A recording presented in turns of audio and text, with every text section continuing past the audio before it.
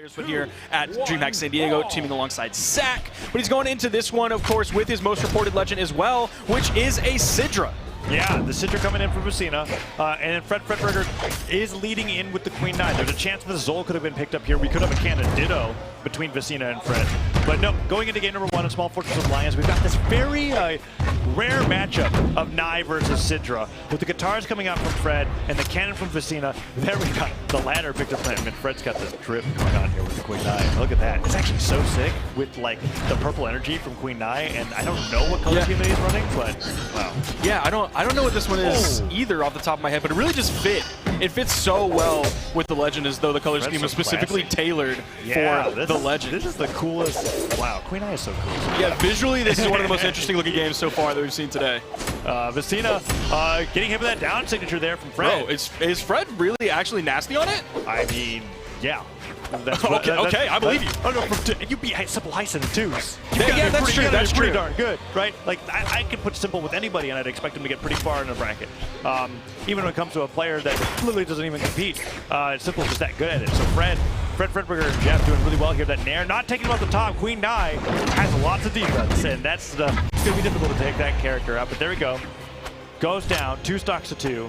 And Vecinaa does prime a cannon, so Vecinaa wants cannon completely in this matchup. Now this is really cool. Like, we talked a lot about the Queen Nye, but also Vecinaa's playing Sidra, so we have like 2 legend specialists where like the people who play these legends kind of only play these 2 legends. Like if you're a Queen Nye player, you kind of only play Queen Nye or a couple of other legends. With rare exceptions, like with Fiend having the Hattori, but or Fozy having like the Zerial that he pulls out sometimes. But then also with like Sidra players kind of only play Sidra, and there's a few of them. There's like the Ninja 729, and then occasionally kind of, but it's been a minute since we've seen that. Yeah, the cannonballs are coming out here, and Queen Nye actually has such a. This is like an artillery battle. Like there are very few characters that actually could just be like, I'm standing my ground and launching my projectiles. But Queen Nye with the snake actually like kind of evenly attacks the area where Sidra likes to stand from a neutral sig with the cannonball without getting hit by it. That's how much range Queen Eye down sig actually has. And the side stick catches the landing. Fredburger's up 2-1 against Vecinaa here in game 1. And Fred is playing Queen Nye all of a sudden like he's playing, I was about to call him Zapapi, but like Azoth. And how Zapapi plays Azoth. Look at all these signatures coming out. Queen Nye's got a lot of those lingering hitboxes, and they definitely are very strong, right? You trade off for that 3-speed. I'm pretty sure Queen Nye's the only 3-speed legend that you can play, if I remember correctly. Is Roland 3? No. Okay. No, Roland's not 3. I think Queen Eye is actually the only one. You can go ahead and check, but I'll say that pretty confidently. So you trade off that incredibly low speed, which affects not only your dash but your drift, for insane force and insane defense, and that's the benefit you can get. So if you can manage with the fact that you're not be able to move as much as other characters, you can make a lot happen here with the Nye. And Fred goes down, but only after doing a ton of damage to Vecinaa on this first stock here, and a great punish with that neutral light off of that whip neutral signature. Coming in with the side light. The neutral sig does not actually make the connection. The answer was default is 4. Wow. Okay. So you could technically go into 3, but in terms of like default, you're exactly right. Queen Nye, one of the only legends with that. I'm telling you, dude, all these signatures coming out, and like Azoth is known for the signature kit. Queen Nye is not. By any means. Yeah. Oh, the down thing actually spikes from the side of the stage. That's like Bogart's tech.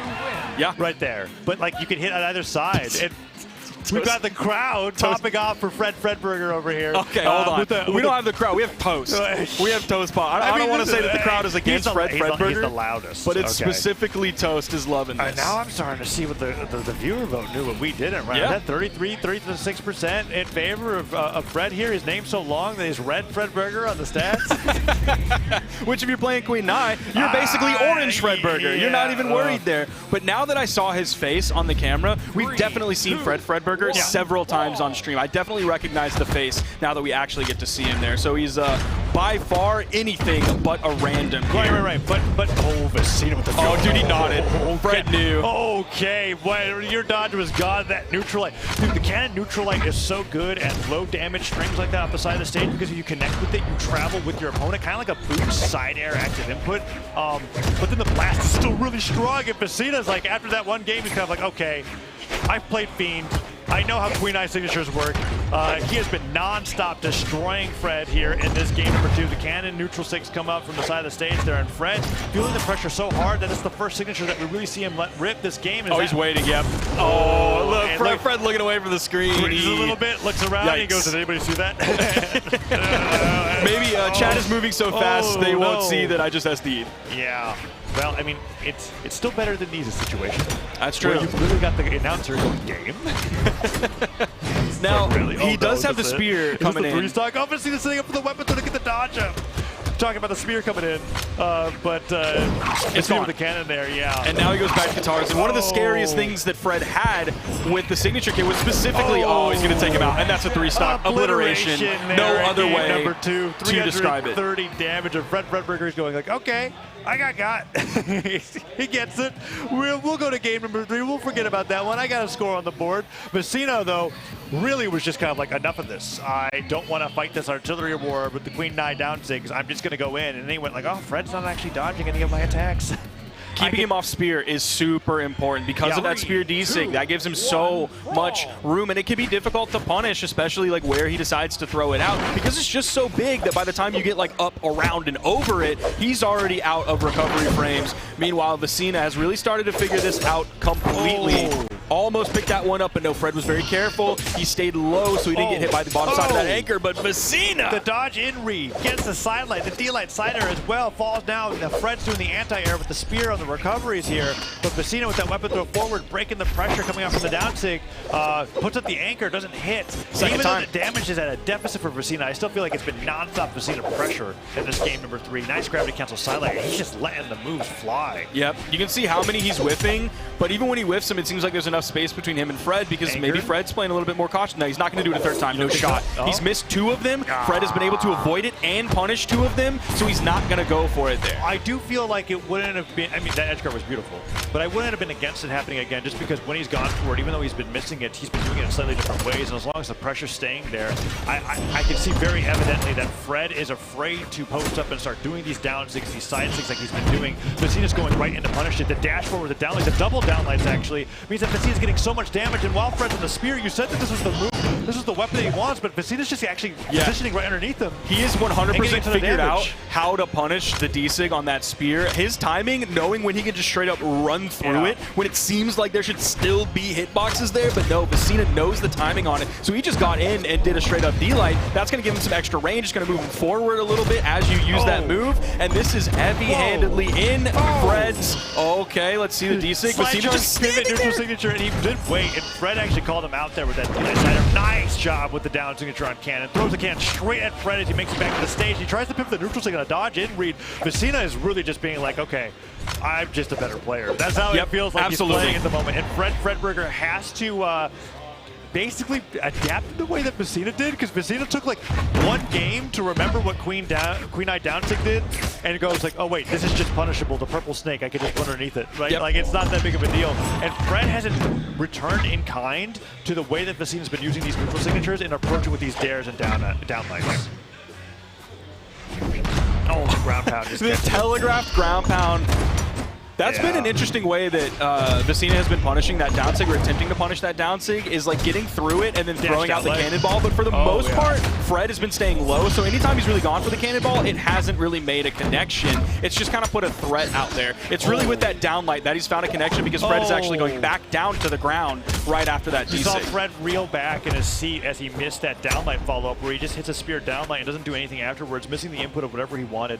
Maybe he wanted the gravity cancel neutral signature. That's something that, like, as a Queen 9 comeback mechanic. D-light ground pound. Vecinaa just ground pounds all the way back to the stage, gets the landing animation, and Fred goes, huh? And it just hits him with the neutral sig. But still very damaged here in game number 3. There's a chance, Sparky, and that's if Fred switches over to the guitars and gets a few stuff recovery effects off the side of the stage. Oh, but Vecinaa fighting back unarmed. It's still incredibly impressive that Fredburger is tied in the set. Before that victory. Before that victory. And the fact that it was still like reasonably close, it was still final stock for Vecinaa. And when we look at the seed difference between these 2 players, it's absolutely monstrous. The fact that Fred, he's finding these hits. He's doing a pretty darn good job. Yeah, I'm convinced at this point though that Vecinaa like did the like this is my veteran player ability of looking at what you're doing and going, oh, this is all you can do. This next game is probably going to be much more confident for Vecinaa. I expect a 2-stock or something pretty close. And it's just been that Fred hasn't shown to me or to Vecinaa that he has a game plan outside of like going to the edge of the stage, putting out the down sig to deal with the cannonballs, and then landing and putting out a side sig.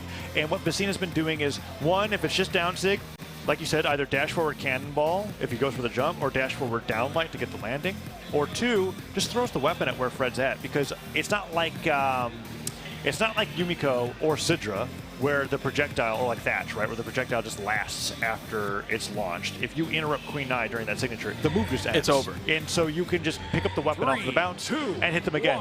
We've got Fredburger counterpick it. It's the cosmetic counterpick again, right? It kind of did it, and now Fred's doing it as well. And Vecinaa is just, we're going to Enigma, interestingly enough, which is like a stage very rarely picked in singles or doubles, but it's the counterpick here for game number 4. And, I mean, like, yeah, this can work for Spear players, but really, I'm kind of more worried about if Fred tries to retreat up to those soft platforms. I'm worried about cannon nairs. I'm worried about cannon extensions from Vecinaa. I'm worried about D-Light nairs, who picks that up on the first level of soft platforms, or the second level of soft platforms. He's going to take him out so early. Yeah, the nair comes through. He's slide charging all the way off the neutral stick. D-Light recovery will just do it, and Queen Nai never died. Doesn't apply on small Enigma when you've got this top plat there towards the top. Goes down really quickly, and Vecinaa now with the cannonballs. I mean, you could do that 50 million times, and I don't care. It's so good. It's really difficult to punish, and you have to be like reading it in a half to be able to take it down, or punish a Sidra that is gravity cancel neutral sticking on the side of the stage. And now we're seeing a much more confident lead that we expected. Whoa. Okay, he kind of waited on that, did the jump before going in for the ground pound, dare, but it will pound, not throw, ground matter. Pound, dare, goes in for the recovery. Can Fred, okay, Fred does make it back, does get the recovery, but look at how much damage Fred took during that whole exchange. Not enough to take off the top over in the corner. Vecinaa could be taking out this second stock from Fred pretty soon. Fred's doing a good job, though. Yeah, Fred goes with that weapon throw forward, past the guitars, gets hit by the neutral light. Vecinaa goes back, picks up the sword. That recovery, I think, will just...